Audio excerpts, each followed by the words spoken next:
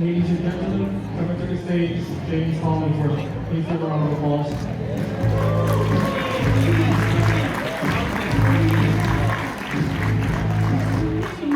Hey, how we doing tonight? All right. Hello, Calla. My name's James Hollingsworth. I'll be your host this evening, your MC. So please silence your cell phones. No talking over the comedians. So keep table chatter to a minimum. There's no tables. Keep your seat chatter to a minimum. Silence your cell phones. Put them on vibrate. Put them somewhere fun. We're not here to judge you. And then we'll just have a great time. No hacking in the comics. We all doing good? We're all good? Yeah? All right, fantastic. Sorry if it feels like I over-explained all of that. My roommate, she says that I mansplain too much, which is kind of ridiculous, that women have this phrase for when guys over-explain things, but us guys, we don't have a phrase for women do the opposite, which is not explain obvious things to me, and then get mad at me when I don't understand the obvious thing. Yeah. Here, let me give you an example. Like, apparently, did you guys know this? If you don't clean out your lint traps to your dryer, well, you can start a fire. Yeah, well, I didn't know that. And if she had just taken the time to explain that to me, we wouldn't have had a problem, and she would still have a cat. Okay, no surprise here. She says I'm not very empathetic. You don't know what empathy is? It's kind of like being psychic with feelings. Now, get this. Her idea of being a good person is that when she feels bad, me and everyone else around her are also supposed to feel bad. Doesn't that just sound incredibly selfish of her? Yeah, like if you're feeling bad, the goal shouldn't be to drag us all down here with you so we can all feel terrible. We should be working on getting you up here with me at neutral, where we both don't care about your dead cat. Who's with me? Yeah. So I'm dating now. I've been dating my girlfriend for about a year now, and it's so great, so much better than being single.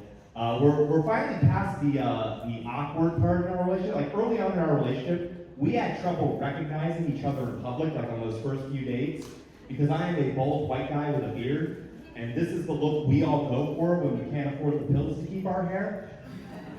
So if you're seeing us in a crowd and you look at us from behind, there's no telling. No one knows. Right? If I brought a random bald guy with a beard up here and we jumped back and forth real fast like this, you'd lose track. You wouldn't know who you were talking to. My issue with her was, early on in our relationship, she's a black woman with a bunch of different weaves. And early on in that relationship, I don't know how many different hairstyles she has to pull from. Okay, so she's going from dreadlocks to a bob cut. It's too much. If I was running from the FBI, the first thing I would do would be put on a wig. That's hard to match. Like if you're a bald white guy and you're walking through a crowd and you're squinting at all the black women, no one thinks you're looking for your girlfriend. Everyone just kind of assumes the worst, okay? There are some benefits to the weave, I find. Like sometimes when we're making out, I like to pretend like I'm cheating on her. Yeah.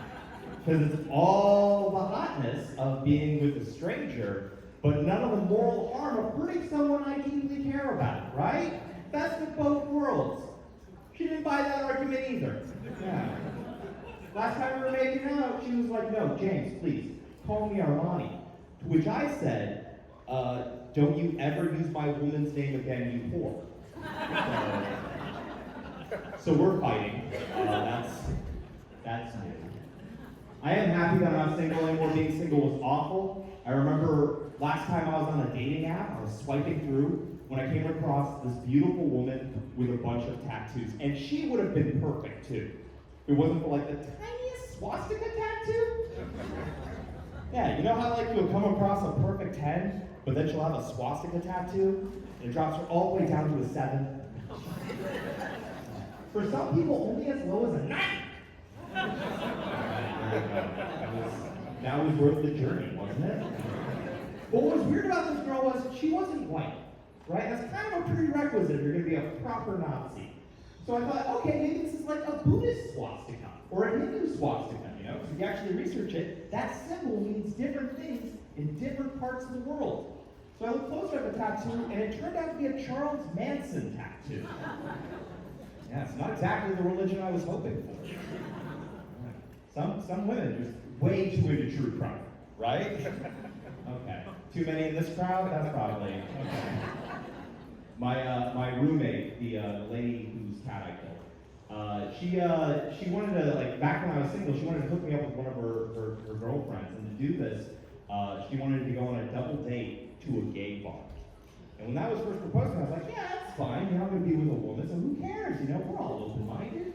But then shortly into the night, the two women at our party ordered drinks and then go to the restrooms. Now me and this other guy have to watch their drinks, as if anyone's gonna do anything to their drinks at the gay bar. But as I'm standing there, I'm thinking, oh no, now that the girls are gone, all these gay guys are gonna start hitting on me. I'm gonna feel really uncomfortable. And it turns out the only thing more uncomfortable than a bunch of gay men hitting on me is having a bunch of gay men hit on my more attractive friend standing next to me. It wasn't even just the gay guys, it was the trans people, it was all the straight women who came just to dance. I was getting passed up by the entire Kinsey scale, okay? That starts to hurt after a while. And you know what was weird? Me and him, we were talking, we were laughing at each other's jokes. Why did they think he was with me? Was this guy just so far out of my league that they just thought they could roll up and take my man from me? And so then I started chasing one of these guys on the bar saying, hey, you get back here and you compliment my eyes this instant. He did not. I was apparently an ugly crier. You have to learn harsh lessons about yourself. All right. So I am happy though that people are a lot more socially accepting, I think, about homosexuality. Go them.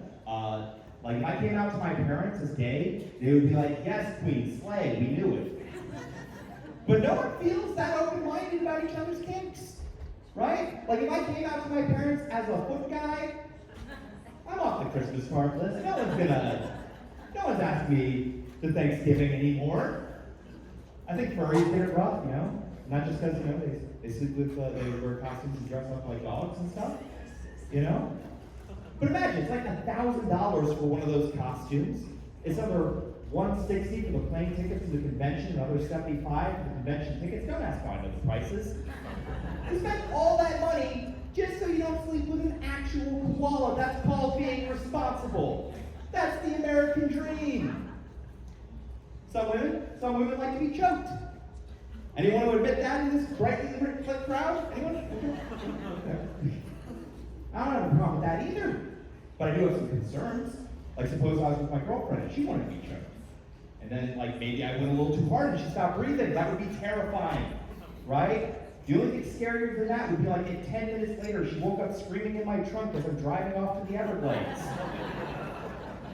Like on the one hand, I'm relieved, awesome, you're back at it. On the other hand, are you gonna be cool about this if I pop the trunk? Like how do we feel? We should have talked about this beforehand.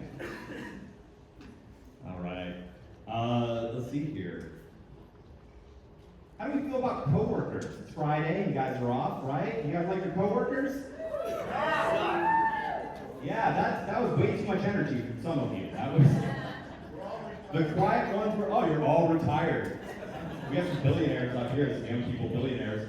I remember I was working an acting gig, and actors are weird. This was like the start of my break. First day I meet this guy. He walks right up to me, makes a beeline straight for me. He's like, "Hey, would you like to read my rewrite for a Justice League movie?" And I said, "No." He said, "That's okay. I'll read it to you." It was porn. It was Harley Quinn fan fiction. Yeah. And I hated that, because I'm more of a Catwoman guy, Catwoman, like Harley Quinn, she's a forever victim, right? Catwoman, she's got that mad switch energy, right? Like sometimes she's punishing, sometimes she wants to be punished. It's always exciting and fun what we learn, right? See? No one likes each other's kinks. All right. Are you guys ready for your next comic? Yeah! All right, please give a warm welcome to this 6 times Best of the Bay winner, Chuck Glass!